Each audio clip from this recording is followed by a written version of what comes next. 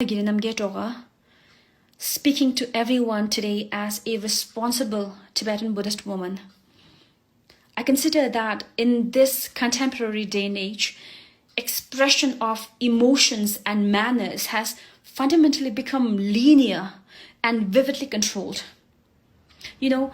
Bringing in narratives of other cultures, customs, and social influences on gender and sexuality to interpret Tibetan way of expression is baffling.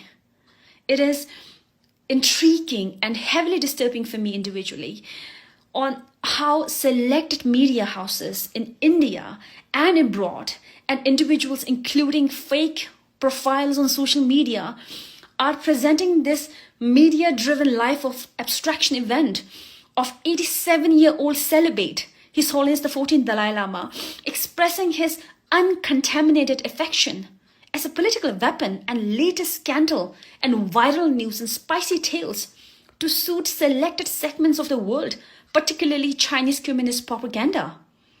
With due respect, I don't see the need of apology by the Office of His Holiness for the transparent, playful, and tongue-in-cheek demeanor that His Holiness the 14th Dalai Lama is greatly applauded, awed, and admired globally for.